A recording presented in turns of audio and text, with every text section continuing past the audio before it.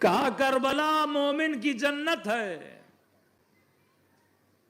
مولانا سورہ رحمان میں ہم نے پڑھا کہ جنت وہ جہاں باغ و باغات ہوں، ہریالی ہو، ٹھنڈی ہوائیں ہوں، شہد کی نہریں ہوں، دودھ کی نہریں ہوں، غلما ہوں، حوریں ہوں، خادم ہوں۔ لیکن جب کربلا اترے، شدید گرمی، پیدل سفر طے کیا حرم امام حسین کے لیے، پاؤں میں چھالے پڑ گئے،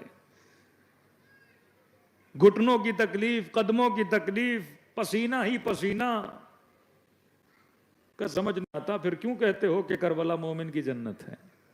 کون سی دودھ کی نہریں ہیں کربلا میں؟ کون سی شہد کی نہریں ہیں کربلا میں؟ جب تک بندہ کربلا پہنچے پاؤں کتنے تھک جاتے ہیں، چھالے پڑ رہے ہیں لیکن کہہ رہا ہے جنت ہے، پسینہ بہ رہا ہے کہہ رہا ہے جنت ہے، گھٹنوں میں تکلیف ہے کہہ رہا ہے مومن کی جنت ہے۔ کیا مولانا صحیح کہہ رہے ہیں؟ پاؤں میں چھالے پڑتے ہیں، تکلیفیں آتی ہیں، گھٹنوں میں بل پڑ جاتے ہیں، لیکن قبلہ جب ہم بین الحرمین پہنچتے ہیں اور نگاہ حسین کے روزے پہ پڑتی ہے تو ایسا سکون ملتا ہے جس کی وجہ سے ہم بولتے ہیں کہ کربلا مومن کی کیا ہے؟ جنت ہے۔ پتا چل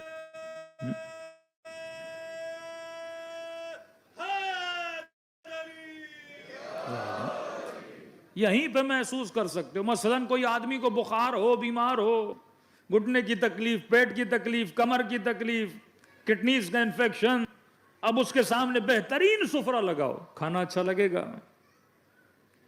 دنیا کی ہر نعمت جس کی تمنا جوانی میں کرتا تھا، بڑھاپے کہے گا یہ چیزیں جوانی میں دیتے نا مجھے، بڑھاپے میں میرے کس کام کی؟ تو جب آپ سکون کرنے میں بھی وجود میں سکون ہے ہی نہیں، میں مسجد میں بھی بیٹھوں گا مجھے مزہ نہیں آئے گا، میں اپنی اولاد اپنے بچوں کے ساتھ بھی بیٹھوں گا مجھے مزہ نہیں آئے گا، میں پیسوں سے بھرے کمرے میں بھی بیٹھوں گا مجھے مزہ نہیں آئے گا۔ یہ سیکنڈ سٹیج ہے، کھانا پینا، لذت نکاح، شہوت، یہ ساری چیزیں سیکنڈ ہیں۔ پہلے انسان کے وجود کے اندر سکون ہونا چاہیے۔ لیکن کوشچن وہیں کا وہیں کھڑا ہے، سکون کس چیز سے ملتا ہے؟ آپ نے کہا مولانا ہم نے امام حسین کے روزے کو دیکھا، سکون مل گیا، بچہ پیدا ہوا، ماں نے بچے کو دیکھا، سکون مل گیا، جوان نے فراری گاڑی کو دیکھا، سکون مل گیا۔ سکون واقعا ہے کس میں؟ کبھی اس میں، کبھی اس میں، کبھی اس میں۔ سمجھ نہیں آ رہی کہ یہ سکون اتنا گھوم رہا ہے کہ کبھی پیاس لگی، پانی کا گلاس پیا تو سکون مل گیا، کبھی بھوک لگی، کھانا کھایا تو سکون مل گیا، طلب پوری ہوتی گئی مجھے سکون ملتا گیا، اور طلب پورے ہونے کے بعد پھر میں بے سکون ہو گیا۔ سکون کس چیز میں ہے؟ اگر آپ یہ بولو گے کہ مولانا سکون امام حسین کے روزے میں ہے، تو روزہ کس چیز کا بنا؟ سونے کا۔ تو اگر سکون گولڈ میں ہے تو آپ کو ایڈلیڈ میں یا میلبرن میں جو ان کی مارکیٹوں میں گولڈ ملتا ہے ان سے سکون کیوں نہیں ملتا؟ اگر یہ بولو گے ذریعہ امام حسین میں سکون ہے تو ذریعہ امام حسین چاندی کی ہے، اور جو چاندی تمہارے ملک میں اویلیبل ہے اس چاندی کو چومنے سے تجھے سکون کیوں نہیں ملتا؟ اگر یہ بولو گے کہ امام حسین کے بین الحرمین میں سکون ہے تو بین الحرمین کی ٹائل میں اگر سکون ہے تو یہ ٹائل تمہارے گھر میں بھی لگی ہے۔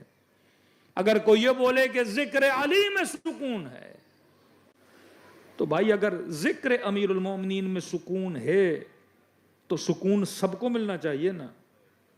شیعہ سنے تو چہرہ کھل جائے، دشمن سنے تو چہرہ بگڑ جائے، یہ کیسا سکون ہے کہ ایک ہی نام آپ کو سکون دیتا ہے دوسرے کو جلا دیتا ہے، ایک ہی ذریعہ امام حسین آپ کو سکون دیتی ہے، مد مقابل وہ دشمن اہل بیت ہے جو ذری کو اپنے بم کے ساتھ اڑانے کے لیے تیار بیٹھا ہوا ہے۔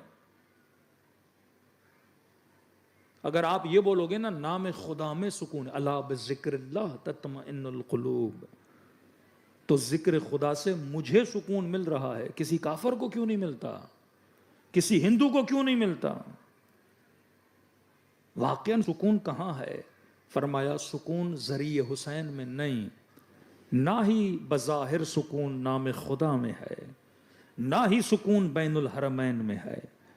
فرمایا تجھے ذریعہ حسین سے سکون اس لیے مل رہا ہے کیونکہ تجھے حسین سے محبت ہے. سکون کو خدا نے محبت میں رکھا ہے. جس سے محبت ہوتی ہے اسی سے سکون ملتا ہے. اب فرق ہے محبت تا محبت میں. اگر محبت جاہلانہ ہو سکون دے گی پر ٹیمپریری دے گی. اگر محبت عاقلانہ ہو سکون ملے گا پر دائمی سکون ملے گا. دنیا میں بھی ملے گا, قبر میں بھی ملے گا, آخرت میں بھی ملے گا. تبھی اہل بیت نے فرمایا کہ اے مومن, اے جوان, خطرناک ترین نقطہ ہماری زندگی میں جو ہے وہ نقطہ محبت ہے. تبھی فرمایا بچوں کو محبت سے روک نہیں سکتے, نسلوں کو یہ سمجھاؤ کہ جس سے محبت کر رہے ہو کیا وہ محبت عاقلانہ ہے یا محبت جاہلانہ ہے. حسین چہرہ ہر بندے کو اچھا لگتا ہے, لیکن اس حسن کی وجہ سے اگر محبت کرو گے اور جب وہ چہرہ حسین نہ رہا تو پھر کیا ہوگا؟ محبت ختم ہو جائے گی. بیوی نے مرد سے اس لیے محبت کی کیونکہ بڑا اسمارٹ تھا, بڑا خوبصورت تھا, اور شوہر نے اب زوجہ سے اس لیے محبت کی کیونکہ چہرے کی خوبصورت تھی. سوال یہ ہے کہ جب کل خوبصورتی نہ رہی تو پھر محبت کا کیا ہوگا؟ فرمائے محبت ان چیزوں سی وجہ سے کرو جنہیں اللہ نے بقا عطا کی ہے. حسن کو بقا نہیں ہے پر اخلاق کو بقا ہے. حسن کبھی بھی جا سکتا ہے کسی نہ کسی بیماری کی وجہ سے, اخلاق تو نہیں جاتا نا اگر انسان اپنے اخلاق کو ثابت رکھ سکتا ہے. آغا نراقی فرماتے ہیں انسان یہ سوچ سمجھ کے محبت کیا کرو کہ کس چیز سے محبت کر رہے ہو, کیونکہ محبت اتنی خطرناک ہے تمہاری ساری انرجیز کو اپنی طرف کھینچتی ہے.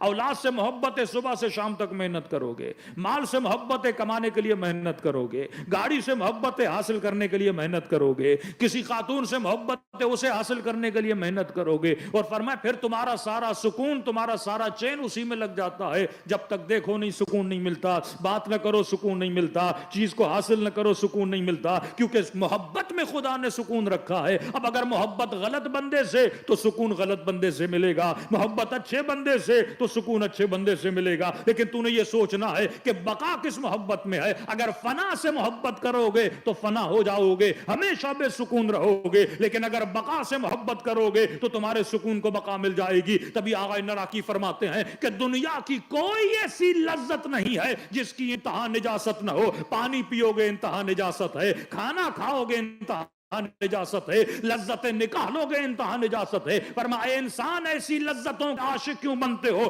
جن کی انتہا نجاست ہے؟ ایسی لذت کے عاشق بنو جس کی ابتدا بھی نور ہو اور انتہا بھی نور ہو.